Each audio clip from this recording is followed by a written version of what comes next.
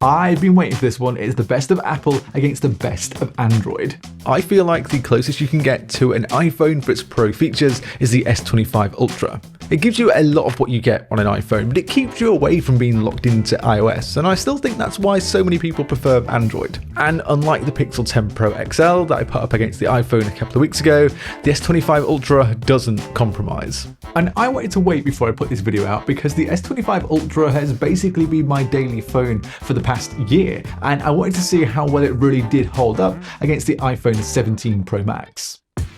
First off, let me give some credit to the S25 Ultra and just how well it has held up over almost the year that I've had with this. I mean, it practically looks new, besides me dropping my keys on its display, which, I don't recommend.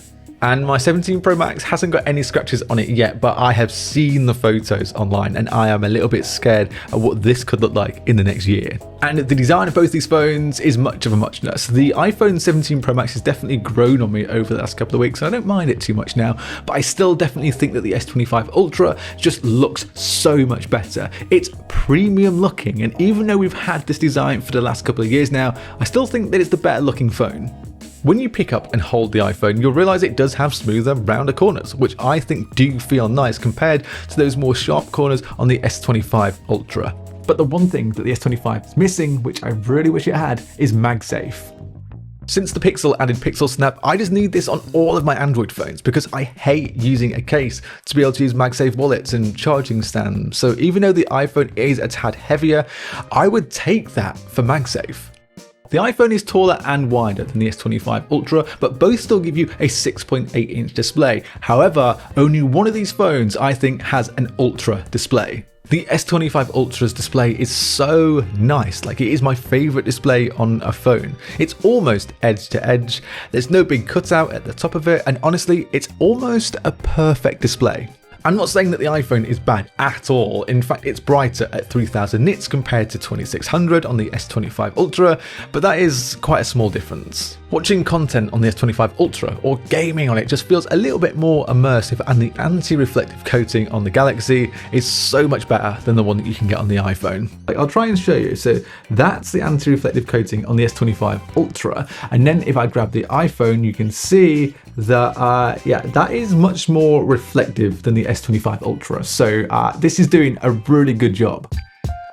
What about the everyday use of this phone though? And this I think comes down to preference more than anything. And most of us are definitely going to prefer One UI 8 because we're Android fans. It's way more customizable. I feel like it runs smoother for the most part, and I really like what Samsung have done with One UI over the past couple of years. And then you get the option to do things like go into Good Lock and completely customize your phone. Like, Good Lock is such a cheat code for Galaxy phones. And then you also get things like Dex mode, you get the S Pen. What I'm trying to say is that you have more options on the S25 Ultra, which I think makes it a more premium phone. iOS 26 on the iPhone is fine. It's no thrills, no frills type of thing. You can change a few icon colors. Liquid glass does look cool. Like, genuinely, I think that this is really nice. You have shortcuts, but you can do something similar on the S25 Ultra. One UI versus iOS though, for the most part, is kind of similar, to be honest with you. I'm not even going to talk about AI much because I've mentioned it in every single versus that I've done against the iPhone 17 Pro Max. The Apple Intelligence is still not the one. It's getting better, but it's still way behind what Galaxy AI can give you. And being close transfers over to performance. The iPhone does just sneak ahead on its benchmark numbers, but honestly, you'd be hard pressed to find someone who can genuinely tell the difference between the A19 Pro and the Snapdragon 8 Elite. They are as good as each other, so if you want to do long gaming sessions on either of these, then yeah, they're basically going to do great.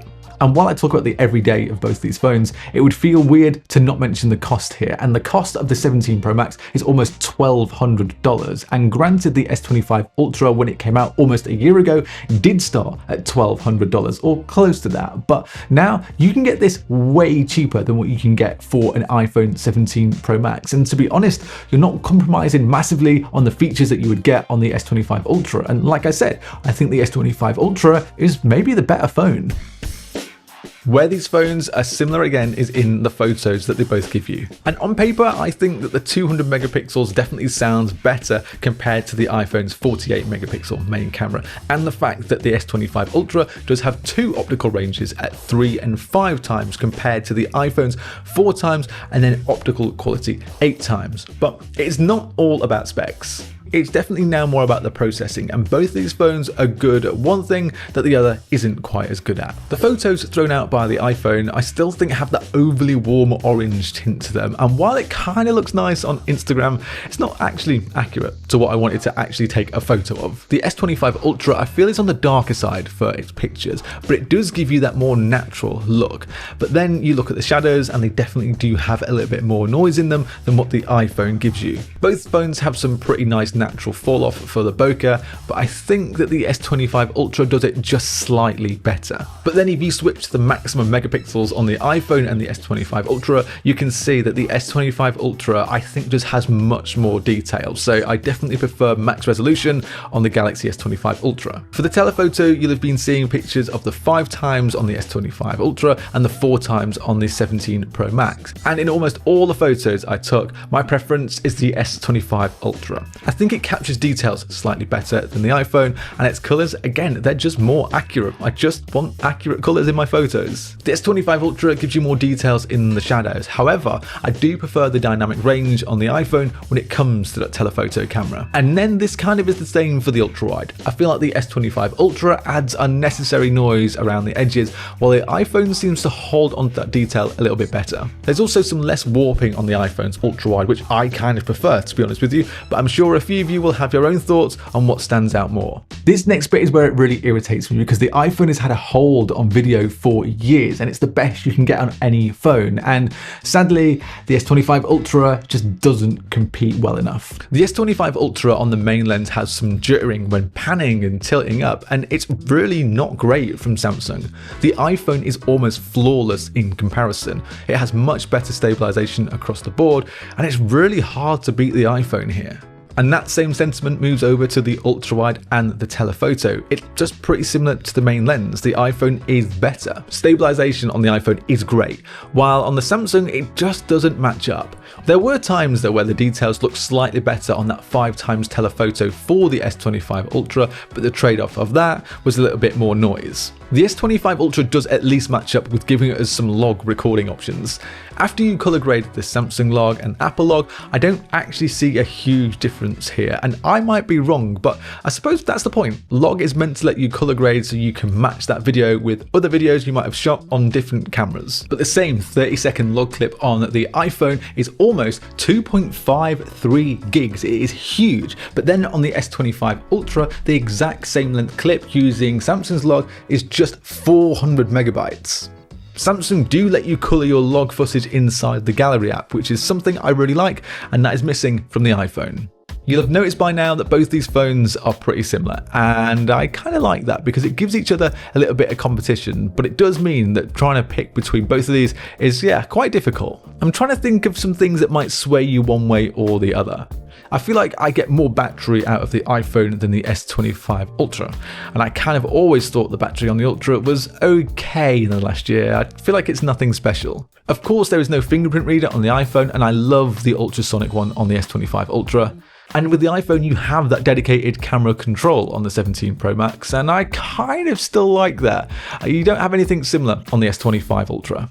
And then even down to those really small details, I feel like the S25 Ultra's always on display with the wallpaper is much better than the iPhone. So you can see it's pretty dim and you can't really see that wallpaper, but it just creeps through, which is what I kind of like. But the iPhone, this is what it is like when it is on, and then you turn it off. It's dimmer, but it's still way brighter than the S25 Ultra.